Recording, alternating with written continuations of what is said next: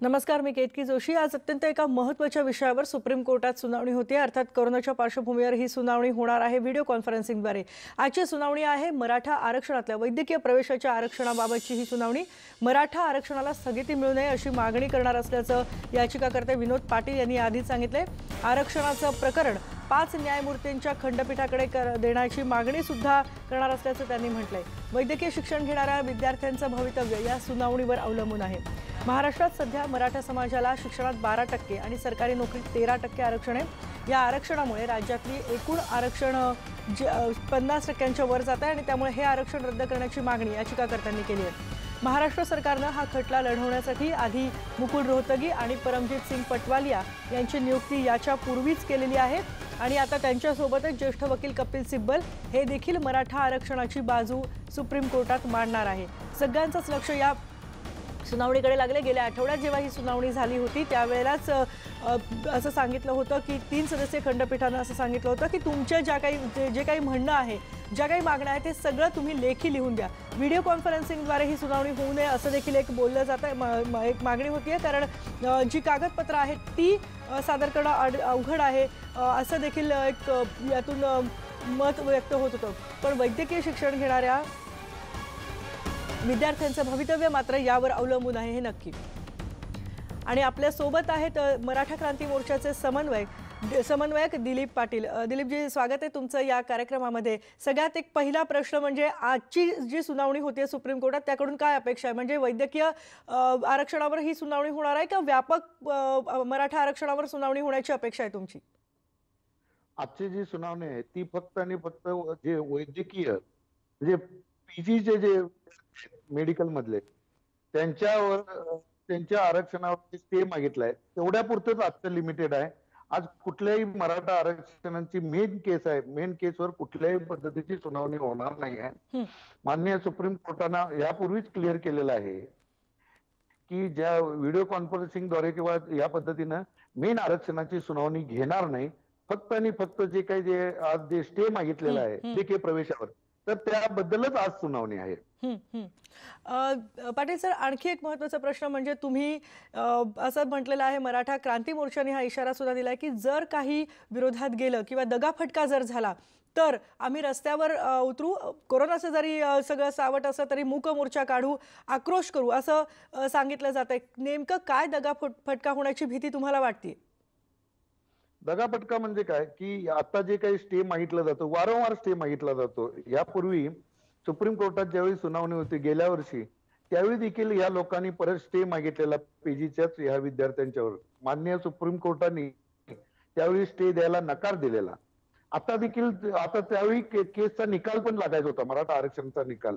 तर त्यावेळी केसचा निकाल देखील आता मराठा आरक्षणच्या बाजूने लागलेला आहे। मराठा आरक्षण माननीय उच्च न्यायालयानं रेग्युलर केलेलं आहे आणि तरी देखील त्यानंतर देखील हे लोक आता अशा पद्धतीने जे काही स्टे मागायचा प्रयत्न करतायत तर हे जे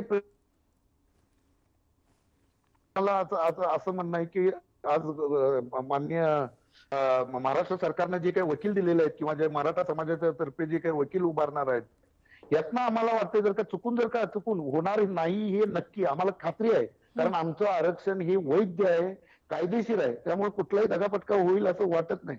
तरी देखील एखादा टक्का जर का काय झाला तर मराठा समाजानं आतापर्यंत वेगवेगळ्या पद्धतीने मोर्चे काढलेले आहेत, वेगवेगळ्या पद्धतीने केलेले आहेत। मूक मोर्चे झालेले आहेत जागतिक दर्जाचे, त्यानंतर ठोक मोर्चा झालेला आहे, त्यामुळे ते देखील आम्ही आक्रोश दाखवलाय। त्यानंतर जर का 1% जो राहतोय तर 1% जर दगाफटका झाला तर तिसरी जी आमची मुवमेंट असेल ती देखील अशी युनिटी असेल की जागतिक दर्जाचं त्याला नाव मिळेल। तर सरकारनं या बाबतीत किंवा सगळ्यांनी या बाबतीत अलर्ट राहायला पाहिजे की मराठा समाजाला परत अशा पद्धतीनं न्याय हक्कापासून दूर जर ठेवलं गेलं तर मराठा समाज हे स्वतःचं अस्तित्व दाखवणार, अस्तित्व जे आहे ते आम्ही प्लॅन करत आहोत। आमच्या पद्धतीनं सर्व ठिकाणी आमच्या वेगवेगळ्या पद्धतीने मिटिंगा चालू आहेत, सर्व समन्वयक एक दिलानं काम करत आहेत आणि सर्व समन्वयक ठरवून एका पद्धतीचा जर का दगाफटका झाला तर म्हणतोय मी 1% पण शक्यता नाही, 0.1% शक्यता आहे, झाला तर मात्र मराठा समाज हा उचलून उठणार. कोरोना असू दे नाही तर काही असू दे, आम्ही ह्या पहलला जोरदार विरोध करणार, ही आमची भूमिका आहे. अगदी मी तुमच्याकडे पाटील सर पुन्हा येणार आहेच आहे, पण आपल्यासोबत आता राजेंद्र कोंढरे मराठा क्रांती मोर्चाचे समन्वयक हे सुद्धा जोडले गेलेले आहेत. कोंढरे सर तुमचं खूप खूप स्वागत आहे या कार्यक्रमात. महत्त्वाचा प्रश्न आहे की सारथीचा प्रश्न निकाली लागलेला आहे, सकारात्मक त्याचं उत्तर तुम्हाला मिळालंय. आता मराठा आरक्षणाबद्दल सुद्धा अपेक्षा वाढल्या आहेत. हो, नक्कीच वाढल्यात. कारण काय आहे की मराठा समाजाचे 3 प्रमुख प्रश्न आहेत की त्याच्यामध्ये सामाजिक आर्थिक मागासले पण पहिलं आल्यामुळं आरक्षण हा त्याचा पार्ट आहे की एका घटकापर्यंत समाजामध्ये जी डिसाईड झाली त्याला बरोबर आलं आणि त्याच्यासाठी काही उपचार म्हणून सारथीची आवश्यकता आहे आणि लोकांना पायावर उभारण्यासाठी अण्णासाहेब पाटील विकास मंडळाचे अशा त्रिसूत्रीच्या माध्यमातून आम्हाला मराठा समाजाचा विकास करायचा आहे. आणि अशा पद्धतीने जर आरक्षणाच्या बाबतीमध्ये जर काही लोकांना बाहेर पडलं गेलं तर त्याचा समाजामध्ये तीव्र प्रतिक्रिया उमटते. कारण याच्यामध्ये आम्ही जवळपास 1991 सालापासूनचा हा संघर्ष आहे आणि अनेक विरोधकांचे टप्पे पार करत करत खरी वस्तुस्थिती समोर आणून आम्ही ह्या आरक्षणाच्या आताच्या ह्या लढाईपर्यंत इथपर्यंत पोहोचलो आहोत. अगदी मी तुम्हा दोघांकडेही परत येणार आहे, पण आपण आता जाणार आहोत नाशिकला, जिथे आमचे प्रतिनिधी प्रशांत बाग आहेत. प्रशांत, नाशिकमधल्या विद्यार्थ्यांचं काय म्हणणं आहे? कारण आजच्या या सुनावणीकडून त्यांच्या बऱ्याचशा अपेक्षा असतील. नक्कीच केतकी, विद्यार्थी नाशिकचा असो, मुंबईचा असो, पुण्याचा असो की आपल्या देशातला कुठलाही असो, प्रत्येकाला आरक्षणाबाबत जी त्याची भूमिका आहे, भावना आहे, ते सगळेच जण या निकालाकडे लक्ष ठेवून आहे. पण याच निकालाच्या पार्श्वभूमीवर जो मराठा समाजाचा निकाल येणं अपेक्षित आहे उद्या, आणखी नेमकं या दोघांमधला गोंधळ नेमका काय होतोय? जसं मराठा समाज आक्रमक आहे, त्याचे समन्वयक सगळे प्लॅन बी, प्लॅन सी सुद्धा तयार आहे की 1% जरी दगाफटका झाला तरी काय होऊ शकतं. या सगळ्याच मराठा मोर्चाचे समन्वयक आता आपल्या बरोबर आहेत आणि या सगळ्यांना कळवळा आहे त्या विद्यार्थ्यांचा सुद्धा की ज्यांना या वैद्यकीय आरक्षणाचा लाभ मिळावा. पण याचा फटका जर का मराठा आरक्षणाला बसत असेल तर नेमकी त्यांची काय भूमिका आहे, काय सांगाल? निश्चितपणे आपण आता जो मुद्दा मांडला की ह्या निकालावर मराठा आरक्षणाचं भवितव्य अवलंबून आहे. आज मेडिकलच्या संदर्भात निकाल आहे, परंतु सरकारला गेले 4-5 दिवस आता मिळालेले आहे. सरकारने त्याच्यामध्ये काय कायदेशीररित्या काय डॉक्युमेंट सादर केले असतील, आज ते सगळं स्पष्ट होणार आहे. आमचं म्हणणं एकच आहे की मराठा समाजाने फार कष्टातून, फार मेहनतीने हे आरक्षण मिळवलेलं आहे आणि या आरक्षणाला जर दगाफटका बसत असेल, या आरक्षणावर जर कोणाचा कानडोळा असेल, जर कोणी याच्यात राजकारण करू पाहत असेल आणि जर मराठ्यांच्या भावनांशी जर कोणी खेळत असेल तर निश्चितपणे त्याला त्याच ठिकाणी ठेचण्याची ताकद मराठा समाजात आहे. मराठा समाज आतापर्यंत संयमानं होता, परंतु आता आमच्या अंगावर जर कोणी येत असेल तर आम्ही शिंगावर घ्यायला कमी करणार नाही. त्यांचं म्हणणं असं आहे की हे मोठ्या प्रयत्नाने मराठा समाजाने आरक्षण मिळवलंय. खरं तर आरक्षण अजूनपर्यंत मिळालं नाहीये. आरक्षणाची आग्रही मागणी केली आहे. रोजगार आणि शिक्षण यासाठी आग्रही भूमिका मराठा समाजाने घेतली. नेमकी काय भूमिका आहे? खरं तर सह्याद मोर्चाने, मराठा समाजाने सगळ्या जगाचं लक्ष वेधलं, तर आता ठोक मोर्चा का? आता याच्या पुढचे जे आंदोलन असतील त्याचे तीव्र स्वरूपात केले जाईल. कारण की आम्ही बराचसा वेळ ह्या सरकारला दिलेला आहे आणि त्याच्यामध्ये आमच्या मेडिकलचे विद्यार्थी जे आहे अतिशय प्रामाणिकपणे आणि फार व्यवस्थित त्यांनी स्वतःला अभ्यास करून त्यांनी ते सर्व गोष्टी मांडलेल्या आहे. आता सरकारपुढे हा विषय आहे की इतका वेळ घेऊन पण जर मराठा समाजावर पुढे जर अन्याय होत असेल तर त्याचं त्या पद्धतीने आम्ही त्यांना उत्तर देणार. ती तयारी सरकारने ठेवावी. प्रशांत, मी थांबवते कारण दिलीप पाटील आपल्या सोबत आहे. तुम्हाला हेच विचारायचे दिलीप पाटील की वकिलांची टीम तर तीच आहे जी फडणवीस सरकारच्या काळात होती, या आधीच्या काळामध्ये. मग असं का अशी भावना होतीये की दगाफटका होऊ शकतो किंवा निकाल काही विरोधात जाऊ शकतो? कारण तीच टीम आहे. उलट आता कपिल सिब्बल सुद्धा आलेले आहेत. सरकारमध्ये कुठेतरी एकवाक्यता नाही असं तुम्हाला वाटतंय का नेमकं ही भावना तुमची झाली आहे? नाही, अशा पद्धतीनं होण्याची एक हे आहे की मधल्या काळात सरकारनं जे वकील देण्यात किंवा मराठा आरक्षणाचे जे काही सुनावणीसाठी तयारीसाठी जे गेल्या उच्च न्यायालयात जवळ 3-4 महिने 6 महिने तयारी चालू होती, हे तर या सरकारनं तयारी ही गेल्या 8-10 दिवसात तयारी चालू केलेली आहे. कपिल सिब्बल साहेबांचं नाव तर काल आणि परवा दिवशी डिक्लेअर झालंय ना. तर असं जर वकिलांना यापूर्वी जर पूर्णपणे तयारीला वेळ द्यायला पाहिजे, तो वेळ दिला गेला नाही.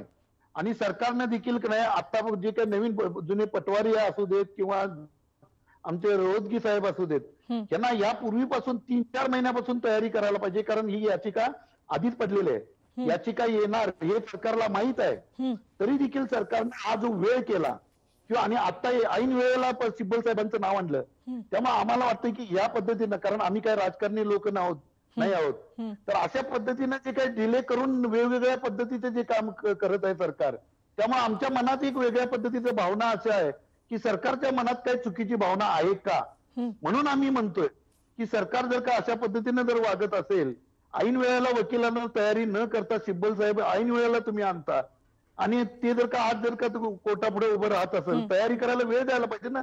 समोरचे जे काय आहेत आमच्या विरोधातले जे आहेत की ते त्यांचे जवळजवळ 8 ते 10 लोकांची त्यांची फौज तयार आहे वकिलांची, गेले 4 महिने ते तयारी करतायत.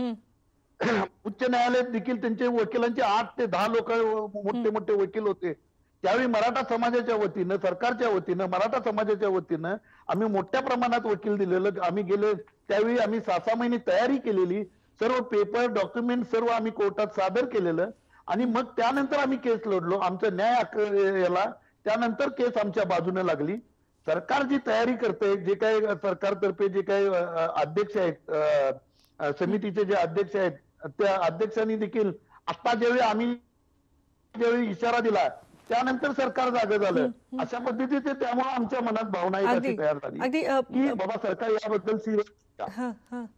मी राजेंद्र कोंढे सरांना पण हाच प्रश्न विचारणार आहे की नेमकी काय भीती वाटते? वकिलांची टीम तर तीच आहे, मग असं का वाटतंय की कदाचित दगाफटका होऊ शकतो? आणि दुसरं म्हणजे 5 न्यायमूर्तींच्या खंडपीठापुढे हे प्रकरण नेलं जावं अशी सुद्धा एक मागणी आहे, त्याबद्दल काय सांगाल? याच्यात 3 महत्वाचे मुद्दे आहेत, मी राज्याला सांगू शकतो. आज सर्वोच्च न्यायालयामध्ये 50% जे लिमिट आहे आरक्षणाचं, ते त्याच्यामध्ये चर्चेला घेण्यासाठीच विरोधी पक्ष लोकांनी ते उपस्थित केलेलं आहे. आणि दुसरा मुद्दा आहे की मागच्या वर्षी वैद्यकीय प्रवेश प्रक्रियेच्या बाबतीत पण अशाच पद्धतीची याचिका दाखल झालेली होती, आणि त्याच्यामध्ये असलेली वस्तुस्थिती आणि आजच्या वस्तुस्थितीत कुठलाही फरक नसताना पुन्हा तो विरोधी पक्षाने आज त्या ठिकाणी तो आणलेला आहे. आणि त्यामुळे आज 2 महत्वाचे मुद्दे, 50%ची जी लिमिट आहे आणि ह्या संपूर्ण याचिकेमध्ये अनेक विरोधी लोकांनी घटनात्मक बाबींची चर्चा केलेली आहे. तर विनोद पाटील यांची जी याचिका आहे आणि त्याच्यामध्ये असं म्हणणं आहे की वेगवेगळे मुद्दे असलेले ह्या खंडपीठाच्या ऐवजी मोठ्या खंडपीठाकडे ऐकले जावेत, की जेणेकरून पूर्वीचे जे डिसिजन आहेत ते जास्त जजेसच्या बेंचने ऐकले असल्यामुळं आता त्याच्यापेक्षा जास्त बेंच असणं आवश्यक आहे आणि त्याच्यावर ही चर्चा होणं आवश्यक आहे. ही त्याच्यातली भूमिका आहे. त्याच्यावर जर आज निर्णय झाला तर आम्हाला त्याचं समाधान वाटतं.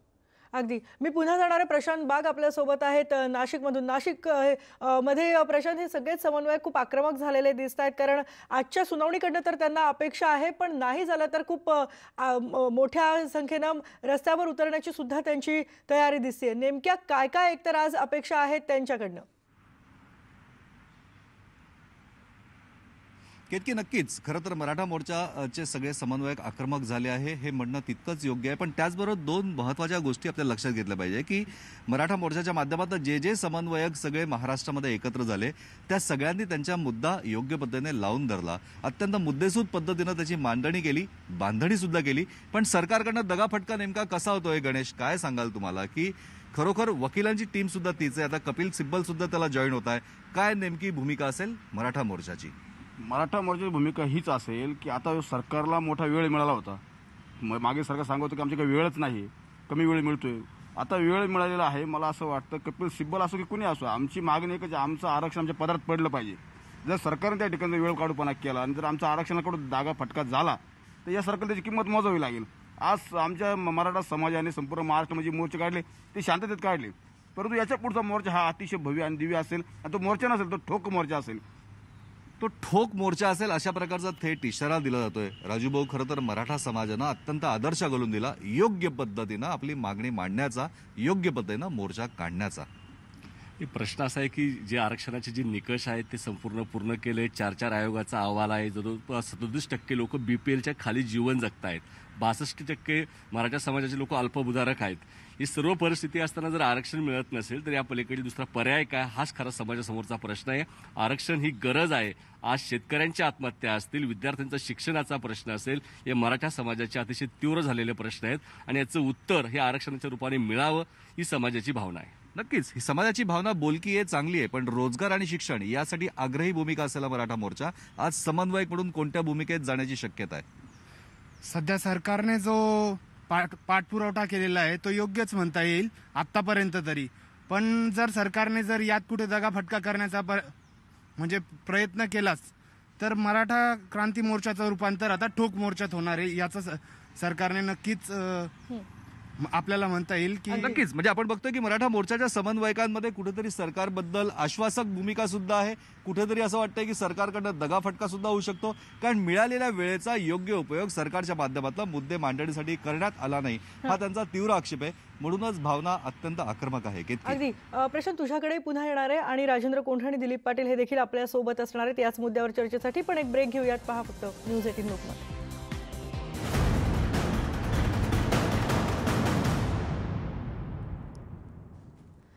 आपण चर्चा करतोय वैद्यकीय प्रवेशातल्या मराठा आरक्षणाबद्दल. आज सुप्रीम कोर्टात सुनावणी होणार आहे त्याबद्दलच. आणि मराठा क्रांती मोर्चाचे समन्वयक राजेंद्र कोंढे आणि दिलीप पाटील हे दोघंही जण आपल्या सोबत आहेत. मी आधी जाणार आहे दिलीप पाटील सरांकडे. एक महत्त्वाचा प्रश्न आहे तो म्हणजे तुम्ही मगाशी जो उल्लेख केलात की आमचं आरक्षण हे वैध आहे आणि ते टिकणार आहे, याबद्दल आणखी जाणून घ्यायचं की कोणत्या मुद्द्यांवर हा विश्वास तुम्ही व्यक्त करताय की हे कोर्टात, सुप्रीम कोर्टात सुद्धा हे आरक्षण टिकेल आणि त्याच्या पुढे मराठा समाजाला हे लागू होईल? आहे की आम्ही आरक्षण आमचं वैध म्हणतो, कारण की मराठा आरक्षणाचे जे काही झालं ते ज्यावेळी मागासवर्गीय आयोगाचा इतके दिवस प्रॉब्लेम होता की मागासवर्गीय आयोगाचा रिपोर्ट व्यवस्थित आमच्याकडे नव्हता, गेले 30 वर्ष मागणी येते. ह्यावेळी मात्र ज्यावेळी आरक्षण दिलं त्यावेळी गायकवाड समितीचा रिपोर्ट आहे तो कायदेशीररित्या त्या समितीचं गठन केलं गेलं. त्यानंतर मोठ्या प्रमाणात सर्वे केला गेला. महाराष्ट्रात सर्वात मोठा सर्वे गायकवाड समितीने केला आणि वैद्य सगळ्या प्रकारच्या ह्याच्यात केला, ज्या म्हणजे सामाजिक सर्वे केला, त्यानंतर आर्थिक सर्वे केला आणि सर्व प्रकारचा सर्वे करून जो काही रिपोर्ट आला तो कायदेशीर रिपोर्ट आहे. आणि हा रिपोर्ट जो आहे तो मान्य उच्च न्यायालयात ज्यावेळी मांडला गेला त्यावेळी उच्च न्यायालयात सर्व प्रत्येक बाजूची त्याच्यावर नाही हे झालेलं आहे, चौकशी झालेली आहे आणि त्याच्यावर चर्चा देखील झालेली आहे. सर्व वकिलांनी चर्चा केलेली आहे आणि त्यानंतर माननीय उच्च न्यायालयानं हा आयोगाचा रिपोर्ट आहे तो मान्य केलेला आहे. त्यामुळे आयोगाचा रिपोर्ट असलेलं हे आमचं वैध आरक्षण आहे आणि त्यामुळे हे आरक्षण हे उच्च न्यायालयात ज्या पद्धतीनं टिकलं तसंच सर्वोच्च न्यायालयात देखील हे आरक्षण त्यामुळेच टिकणार आहे, कारण हे वैध आरक्षण आहे आणि या आरक्षणाला कुठल्याही परिस्थितीत काहीही धक्का पोचायची शक्यता नाही आहे. अगदी. राजेंद्र कोंढे सरांकडे जाणार आहे. सर, हा विश्वास तर सगळेच जण व्यक्त करतायत की सुप्रीम कोर्टात सुद्धा हे आरक्षण टिकेल. दुसरीकडे हा इशारा सुद्धा देण्यात आलेला आहे की आम्ही रस्त्यावर उतरू. या सगळ्यामध्ये भूमिका काय राहणार आहे नेमकी आजच्या आरक्षणानंतर व्यापक आरक्षणाबद्दलची, कारण ती सुनावणी सुद्धा खूप महत्त्वाची असणार आहे? नाही, आपण पुन्हा मी महाराष्ट्राला याच्यामध्ये सांगतो की आपण डोळस दृष्टिकोन ठेवून याच्याकडे पाहिलं पाहिजे. सगळ्यात पहिला महत्वाचा मुद्दा आहे की राज्य मागासवर्ग आयोगाचा जो अहवाल आहे तर 1993 पासून तर 2018 पर्यंत अनेक आयोग आले. त्या आयोगाने विविध समाजाच्या आरक्षणाच्या बाजूने किंवा विरोधात भूमिका घेतली, पण हे सर्व अहवाल 2 ते 3 पानापासून ते 20-25 पानापर्यंत होते. इतिहासात प्रथमतः राज्य मागासवर्ग आयोग जे न्यायमूर्ती गायकवाड साहेबांच्या अध्यक्षतेखाली स्थापन झालं होतं, या आयोगाने मोठ्या प्रमाणावर सर्वेक्षण, नामदार राणे कमिटीच्या सर्वेक्षणातले निष्कर्ष, त्याचबरोबर तत्कालीन राज्य सरकारने जे काही अहवाल दिलेले होते ते अहवाल आणि वेगवेगळ्या अभ्यासकांनी, संघटनांनी, संस्थांनी अनेक प्रकारचे रिपोर्ट सबमिशन केले आणि त्यामुळं 1036 पानाचा एक मोठा अहवाल हा महाराष्ट्राच्या इतिहासातला पहिल्यांदा तयार झाला. आणि याच्यामध्ये सामाजिक शैक्षणिक मागासले पण तपासताना क्वांटिफायबल डाटा आणि विशेष असाधारण परिस्थिती जी सुप्रीम कोर्टला, हायकोर्टला अभिप्रेत आहे, अशा प्रकारचं सबंध विवेचन त्या आयोगाच्या कार्यकक्षेमध्ये त्यांनी केलेलं आहे. आणि त्यामुळं मुंबई उच्च न्यायालयाने ते निष्कर्ष ध्यानात घेतलेले आहेत आणि त्यामुळं त्या अहवालावर आम्ही ठाम आहोत आणि त्या अहवालाला अनुसरून आम्हाला आरक्षण मिळालं पाहिजे अशी आमची भूमिका आहे. अगदी प्रशांत बाग यांच्याकडे मी पुन्हा जाणार. प्रशांत, अगदी थोडा वेळ आहे आपल्याकडे, पण काय नेमकं त्या विद्यार्थ्यांचं म्हणणं आहे थोडक्यात सांगशील? नक्कीच केतकी की मराठा मोर्चाने जी पायंडा पाडून दिला त्याच्यामध्ये समन्वयक म्हणून खरं तर यांनी खूप चांगलं काम केलं की समाज आणि सरकार यांच्यामध्ये आता सरकारकडनं सुद्धा काय अपेक्षा आहे, वैद्यकीय आरक्षण आणि मराठा आरक्षण. हे बघा, सरकारकडनं आम्हाला सरकारला विनंती करायची, हे मोर्चे जे आहे ते गतवैभव प्राप्त करून देणारे मोर्चे होते आणि मेडिकलच्या आरक्षणावर आम्ही आज का बोलतोय तर मेडिकलचं आरक्षण हा आमचा पाया आहे आणि पाया मजबूत असला तर त्याची बिल्डिंग मजबूत होते. त्या संदर्भामध्ये आजच्या या सुनावणीकडे आजची सुनावणी महत्वाची आहे. मेडिकल आरक्षण हा तुमचा पाया कसं काय? आजची सुनावणी महत्त्वाचीच आहे. मेडिकल आरक्षण पाया म्हणजे कसं आहे की आमच्या मुलांना जे मुलं अभ्यास करून जे शिकतायत, मोठे होत आहेत, म्हणजे एकदम अतिशय गरिबीतून अतिशय कष्टातून त्या मुलांनी शिक्षणासाठी प्रयत्न केलेले आहे आणि त्यांचा हा पाया आहे मेन. नक्कीच मेडिकल आरक्षण हा तुमचा पाया आहे, तुम्ही प्रयत्न केलेले. मेडिकल आरक्षणाला तुमचा विरोध नाही, मग आक्रमक का? आम्ही आक्रमक यासाठी जाऊ की सरकारनं वेळ काढूपणा पहिलाच केलेला आहे आणि आता काय आलं की सध्या एक मुद्दा आता सुप्रीम कोर्टामध्ये आहे. सुप्रीम कोर्टात जर पीजीच्या विरोधात जर निकाल गेला किंवा त्याला जर स्थगिती जरी मिळाली तर मराठा आरक्षणाचा परिणाम होणार आहे आणि मराठा आरक्षणावर परिणाम होणार आहे अशी भीती तुम्हाला वाटते का, सांगाल? भीती वाटते या अर्थी की ज्या अर्थाने जी परिस्थिती निर्माण होते, कारण समाजामध्ये 37.2% लोक हे दारिद्र्यरेषेच्या खाली जगतायत, फी भरू शकत नाही मुलं, म्हणून वैद्यकीय याच्यामध्ये समाजाला प्राधान्य मिळणं आणि आरक्षण मिळणं ही आमची गरज आहे. त्याशिवाय आमची मुलं मेडिकलच्या क्षेत्रामध्ये जाऊ शकत नाही. सगळ्यात महत्वाचे मुद्दे स्पष्ट करताय सगळे समन्वयक आहे मराठा मोर्चा. आणखीन सरकारनं पालक म्हणून समन्वयाची भूमिका योग्य बजावावी, योग्य बाजू मांडावी. आणि या सगळ्यांची देखील त्याच अपेक्षा आहेत. प्रशांत, धन्यवाद या लोकांचं म्हणणं आमच्यापर्यंत पोहोचवल्याबद्दल. आणि राजेंद्र कोंढे आणि दिलीप पाटील हे दोघंही जण आपल्या सोबत होते. खूप खूप धन्यवाद, तुम्ही खूप महत्वाची भूमिका इथे मांडली याबद्दल. यानंतर आपण इथेच थांबतोय, पण मराठा आरक्षणाबद्दलची जी सुप्रीम कोर्टात सुनावणी होणार आहे त्याचे प्रत्येक अपडेट्स आम्ही तुमच्यापर्यंत असेच पोहोचवत राहणार आहोत. पहा फक्त न्यूज 18 लोकमत.